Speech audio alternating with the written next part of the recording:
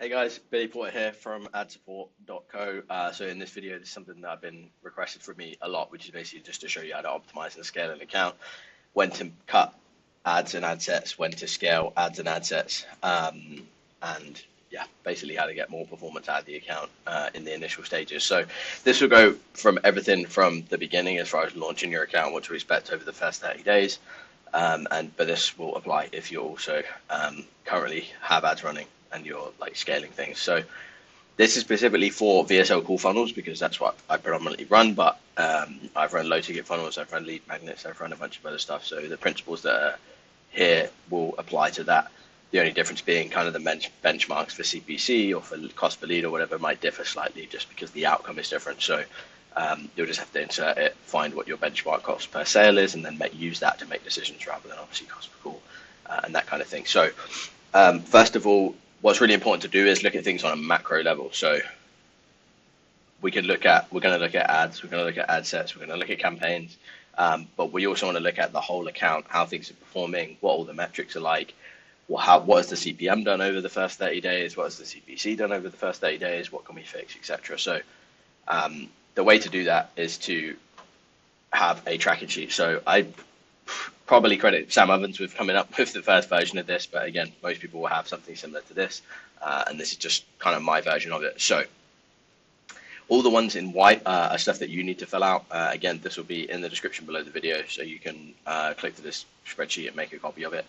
And again, the Google Doc will be here as well with instructions as far as making a copy and how to fill it out. So the white boxes are for you to input, and then all of the grey boxes are formulas which will work out your CPM, your CTR, your CPC, landing page percentage, all that good stuff from the data that you input in the white cells. So ad spend, again, not a lot to say about that other than just make sure that it's the correct currency formatted in the spreadsheet. If your account's in dollars, make sure this is in dollars. If it's in pounds, make sure this is in pounds, etc. Impressions, again, if you don't have that column, add it in. It's pretty much in most of the preset columns anyway, so you should be able to pretty easily get that. And then clicks, again, one important note for this is that this needs to be unique outbound clicks. If you don't have that column currently selected, then you go into customize columns in the ads manager and get that selected to make sure that you have the most accurate one. Because if you're using all clicks, that people that click the see more button to see more copy on your ad, that's people that click the image, people that click to play the video, people that click to share it, click to comment, all that other crap that isn't valuable. Other than we just want to know how many people click to the landing page, because that's the metric that we're tracking here. And if we want more people to click to the landing page, that's how we're going to measure it, is by the improvement in that metric. So again, it says clicks here, but make sure it's unique outbound clicks in your ads manager when you pull that number over. Leads, probably something you want to pull from your CRM. Again, we use Hyros, which is an external tracking solution for a lot of our clients, so that's where I'll get the information. But for you in the beginning, don't get it from the ads manager because it won't be that accurate. Get it from your CRM. You should have a funnel just for your paid advertising campaigns, which will mean you should be able to track exactly how many leads and calls came from your ad. Again, the same, you should have a different calendar event just for your ads so that you know how many calls came from ads specifically. So again, input the amount of leads, input the amount of calls. Something to here, so I'll just explain. Again, LP percentage, just landing page percentage, CPL is cost per lead. This is how many calls were booked. I don't know if it's, yeah, calls booked.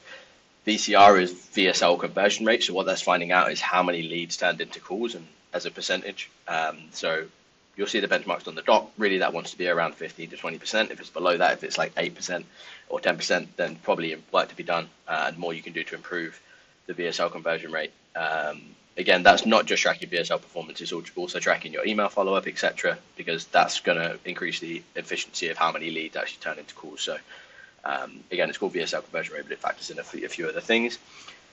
CPSS is just cost per strategy session. So again, that's just going to be the cost per call in this column here, and then move into the other stuff, which is important as well. So here you're going to input the amount of calls taken. So again, there's a few ways you could do this. I would just do it specifically how many calls were taken on that day. So you're going to come back in. This is going to be done the day after because you'll need the full spend for the account. So you'll do yesterday's data. So again, I would go back into your calendar, your sales team calendar, your calendar, find out how many of the calls that were booked that day actually showed up, input that in there. That's going to give you your show up rate percentage and then your cost per call taken, which is another important thing to measure and something that's super, super important. again, how many clients you had, and then that's going to, and then the metrics that you have here as far as revenue and cash are going to input into these fields, which is cash collected percentage, how much of the overall order value did you collect on the phone. And yeah, the other stuff I wouldn't really worry about for now. Again, revenue and cash as far as sales that you made, probably I would switch these over and have cash first. But yeah, what you're going to essentially put in there when you make a sale, if you have a payment plan, again, input how much cash was collected on that day, and then in the revenue column, put the total value of the sale. And then that will help you track in the columns here what your cash ROI is from ads, and then what your revenue ROI is from ads, which is super, super important. For cash, we normally aim for about 2 to 2.5, and then for revenue ROAS, probably like 4 to 5 is better, and that's how you know you're in a good spot, and you can probably keep scaling as long as you kind of stay at that ROAS and you don't blow the cost per call up too much. So that's really everything with the sheet. I think that covers it all. So we'll just come back to the sheet. Cool. Let's look at a live example. So I've just pulled some like dummy data into the sheet. Again, this sheet is all set up, so you won't need to do anything, but there's a dashboard sheet which will pull all the monthly data into the dashboard, which will show you kind of the change month on month and how you've been able to improve things, or if things have gone downhill. So, I don't know, I think it's September it's filled out. Nope, August, July. Okay, let's do a full month. Cool. So for June, you'll see all this data is inputted in here. We've got the ad spend, the impressions, the outbound clicks, the leads, the calls booked, and then that's filled in all these comments here. One thing we don't track because it's just a bit too much friction for the sales team to do it is calls taken, but I recommend if you're running ads yourself, or if it's at all possible for you to do that, you do track calls taken, just because the cost per call taken is going to be super, super important, and a great way to track your show up rate, which is another important metric. Again, benchmark for that. Really want to be around 60% even for cold ads. Again, it's going to be lower than your organic sources. That's to be expected, but really 50 to 60% is probably a good spot to be in, like edging closer to the 60%. So the point of this whole thing, again, I don't know if you're getting bored at this point or going to show me how to fucking scale my ads, but really this is where you track changes and what the important things that need to be changed, because there's stuff that you can do on the ad level and the ad set level, but ultimately the most important and the most effective changes are going to happen kind of on a holistic level as far as what the issue is here. So again, a lot of what makes this hard to teach is that a lot of the benchmarks and kind of like identifying problems that's come up is just come from my experience, comes from what I know CTR should be, what I know a rough CPM should be, etc. So you won't have that experience in the beginning. That's why I'm giving them to you in the sheet, and then you can use that to kind of start making some decisions, and then you'll learn along the way what the metrics look like for your account, and then if they go bad or go better, you'll know what's happening. So just looking at this data and just going through step by step. So the CPM's fine. Like really, we want to be around like $25 to $50 for CPM. Anything above that, if it gets above 100, then we're in a bad spot. And there could be a bunch of reasons why that happens. I'll probably cover that in another video. I don't want to get down the rabbit hole there. CTR, this is quite low. Like really, outbound CTR, we want to be above 1%. So for it to be this low here, that's definitely a problem. And then again, for CPC, we really want that to be below $5. So a lot of what's impacting that is the CTR. So this will just be a creative issue, really. The audience is going to have some impact on the CTR, but again, Facebook's moving to be more and more broad. So there's less and less we can do with audiences and more that we need to do with creative. So yeah, look at this account. Again, if we can double this or even get this to 0.8, 0.9, we're going to halve the CPC, so that would make it around $354 probably. And again, CPL is going to be halved, so instead of $35, it's going to be like $20.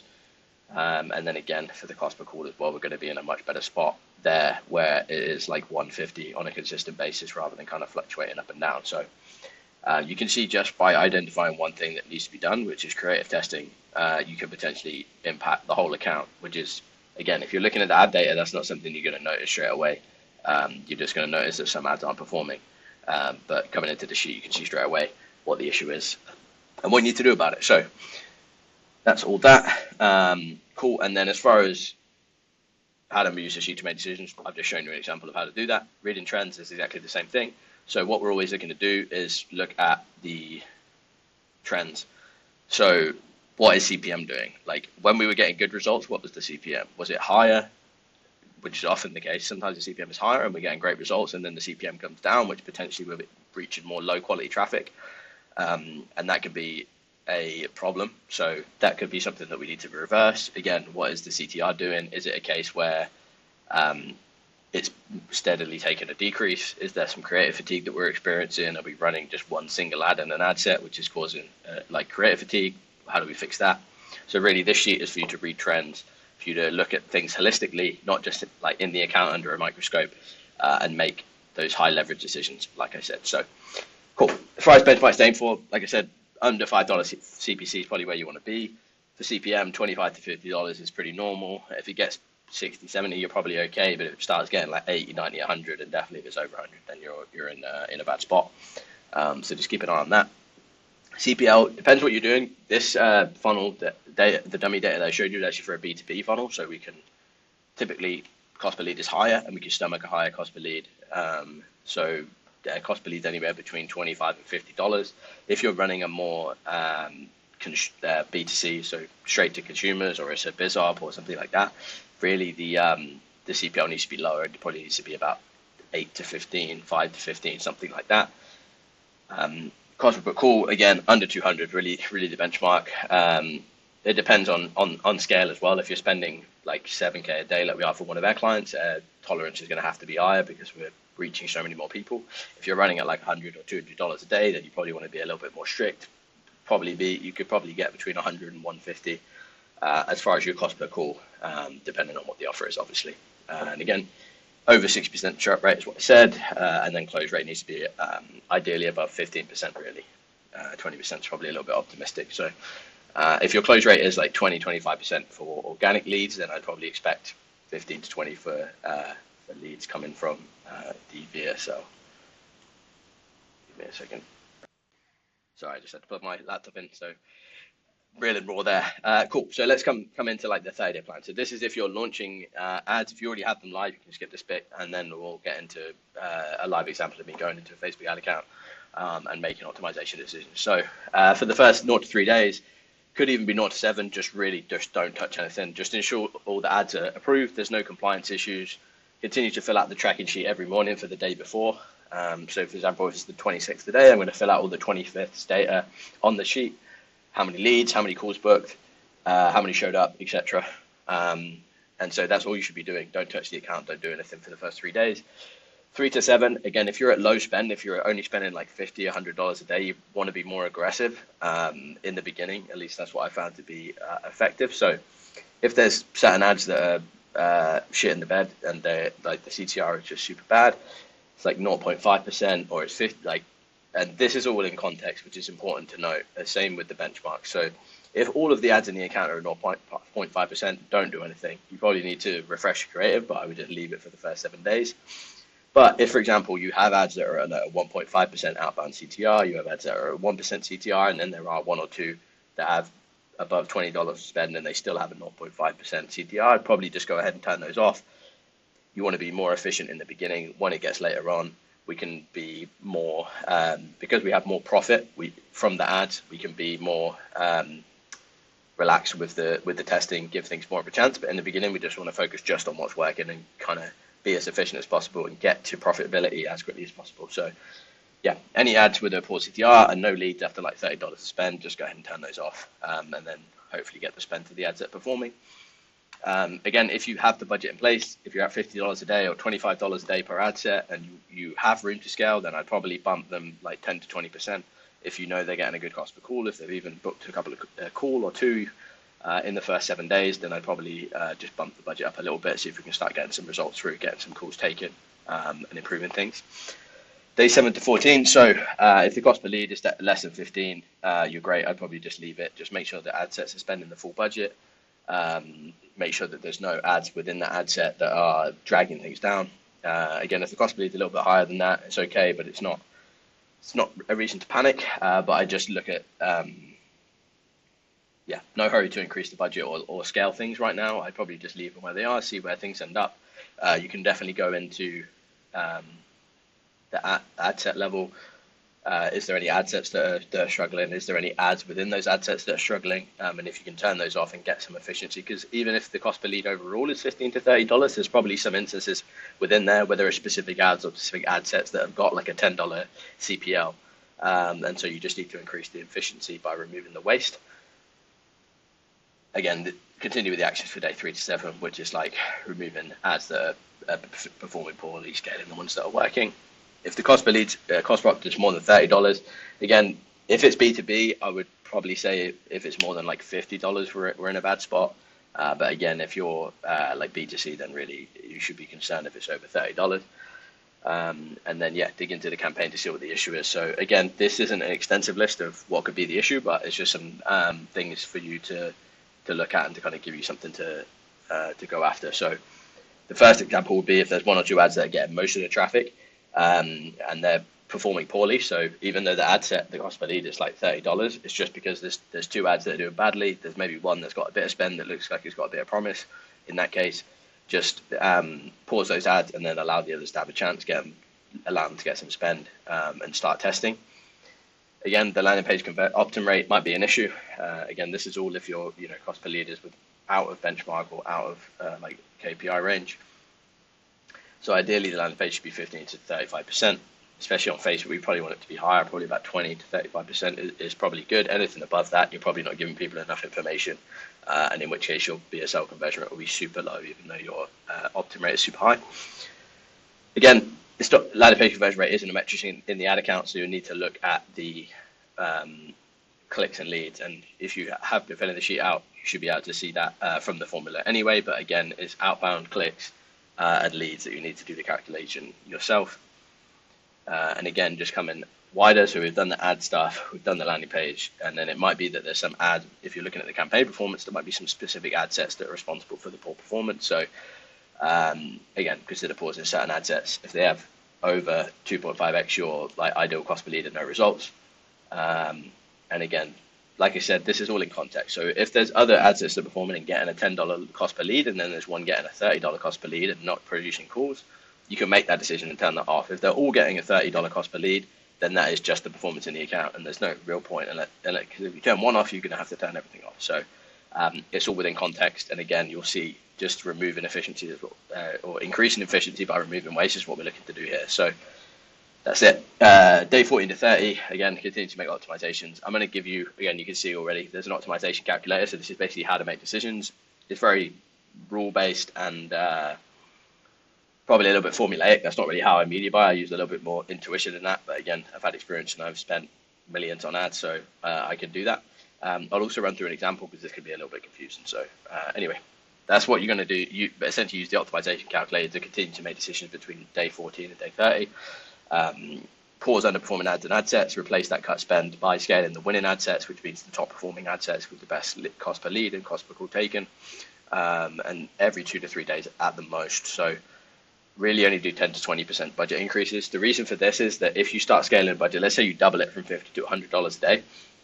At $50 a day, Facebook had an impression pool. Even if you're using a lookalike audience or whatever, let's say your audience is 5 million people in America, you're not reaching, unless you're at like $20,000 a day, you're not reaching all of those people every single day. So there's a certain portion of that 5 million that Facebook's sending your audience to, like what I consider an impression pool. Once you double your budget, Facebook had those low hanging fruit, potentially we're getting some great conversions. It's going to have to go outside of that impression pool because it's now got more impressions it needs to find every single day. So it'll expand the scope of your campaign. And if you do that too quickly, Facebook's like, fuck, we don't have any more people. We're going to have to go and find someone. And they start doing some testing, and it can make the performance of the ad set very, very volatile. So that's why just little bumps every 2 to 3 days, 3 to 5 days, something like that. Just be careful and just don't try and blow the ad set up. If it's performing well, the last thing you want to do is just increase the budget too aggressively, have it die off, and then you're kind of back at square one and needed to find a new winning ad set. So that's the plan there. Again, use the sheet. You should be looking at that on a weekly basis. You don't need to be in there every day other than filling the data out. You need to be looking at trends, looking at what's happening. Is CTR improving now you're testing more ads? What's happening, etc. So we've shown you the example. Keep notes on call quality as well. So again, keep notes. You want to be tracking the amount of calls taken, but you also want to be tracking the quality that you're getting from ads. how many of these people are qualified that show up. In the beginning, I wouldn't have any qualification in your Calendly or your calendar scheduling, whatever it is. Just take calls with everybody because you don't know what the quality is going to be like. You don't want to have any excuses for yourself. And also, even if you did implement that stuff, you don't have enough data to know what qualifies someone or doesn't qualify someone, whether it's finances, etc. So I would just take calls with everybody. Don't have any. You can have the question on your form, but don't have it disqualify them and send them to a different page. Just book all the calls, take all the calls, and see where you get on from there. And then, yes, cool. We need to cancel that. Cool. So optimization calculator. So this is a way for you to just basically look at an ad set, a campaign or an ad, and just go, do I need to turn it off or not? So I'm probably going to skip straight to this example here, but essentially what you're looking at here. So KPI 1 is lead and KPI 2 is call. So if you 0 to KPI 1 spend, which basically means, let's say with what the benchmark we put up here is $15, $25 CPL. So I use $20 as the example. So from 0 to $20 to spend, we're not going to do anything because it hasn't spent enough to get a lead yet. So we're going to leave it. 1 to 2x KPI 1, which would be lead. So $20 to $40. We're going to check the CPC and CTR. If the CPC is super high, the CTR is super low, then maybe we need to make a decision on it. And then between $40 and $60, we're going to check if we have a lead conversion. If we don't, then it needs to be turned off. Then between 3 to 5x cost per lead, we're going to check if it's less than 1.5x KPI. So to give you a bit of an overall, what's happening here is in the beginning, we give it a little bit more leeway. So if it's above KPI, let's say the cost per lead is $30 and our ideal is 20, that's what we normally get. We'll give it a bit of grace. But then as it gets to more spend, so as it gets to $60 to spend, we're like, okay, cool. Well, it needs to be like 25. It can't be 30 anymore. It needs to be closer to what our KPI is. And then as it increases, again, you'll see it needs to be 1.2 KPI air cost per lead, because the more it spends, the more it needs to be in line with KPI. Otherwise, we're going to have to make a decision to turn it off. So that's really it. Let me go back to this example because, again, you can use this. This is what I recommend that you use. Again, just input KPI 1 as lead and KPI 2 as cost per lead, as cost per call, sorry. Again, here's the example. So $0 to $20 to spend, don't do anything. $0 to $20 to $40 to spend, check the cost per click, check the click-through rate. If those are all in line, just leave it on. Between $40 and $60 to spend, check if there's a lead conversion. If not, turn the ad off because, again, in this example, the lead that we're able to achieve is around $20. There might be some at 15, some at 23, but overall our cost per lead is $20. So if it gets to 40 to 60 and there's not a lead, this isn't a winning campaign. I've seen it's different on Facebook, it's different on YouTube and Google. On Facebook, I've not seen an ad set perform crap in the beginning and then get better. Typically, ad sets that are going to be winning ad sets perform straight out the gate and then continue to perform. So that's it. Between $60 and $100 are spend. We're going to check if the cost per lead is less than $30. If it is, we're all good. If it's above that, pause it. This goes for ad sets and ads. And then between $100 and $350 of spend, we're going to check if the lead cost is less than 1.2x, so less than $24. If it's not, turn it off. Cool. And then $350, which would be 1.75 our call benchmark. So again, we're applying the same logic that we applied to the lead, but just a slightly lower KPI again for this. So between $350 and $500 to spend, we're going to check if there's a call conversion. There should be. If there's not, we need to turn it off. Again, between $500 and $1,000, we're going to check that it's less than 1.25 our call benchmark, what we typically achieve in the account. And then above $1,000, we're going to check if the call conversion is, we need it to be in KPI really. So it should be below $200 really. This is just being a little bit more, giving a little bit more grace. But again, it's all about context. So if you need the call volume, potentially you could stomach a higher cost per call. If you're still profitable after spending this much, then you can leave it. But again, I think the ideal scenario for most of this is that the cost per call is much less than that. So, and again, you can adjust your benchmark. If you find that you launch new ads, things start performing better, the cost per call you're getting now is 150 instead of 200 across the account. Reset all of these, all of your decision making to be like, cool, 150 is now the benchmark. If things above that, if it's at $200 and it's not profitable, we need to turn it off, etc., instead of what was maybe 250 before. So that's really what all this is about. This video is already getting long, so let's jump into an ad account and just look at some stuff. So again, for this client, we have ROS, so I don't use this data to make decisions. However, we are going to use it in this example. This is going to be a little bit of a blue Peter, I've done this before thing, because I've already turned off the ad sets that need to be turned off. So if we go through things here, you can see the cost per call for this ad set. Again, we're going to give this one more grace because it's spending much more than the others.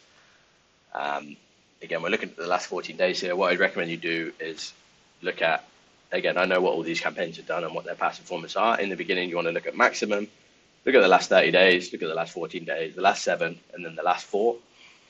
And that will give you a good idea of how things are trending, because again, trends is all we're looking at.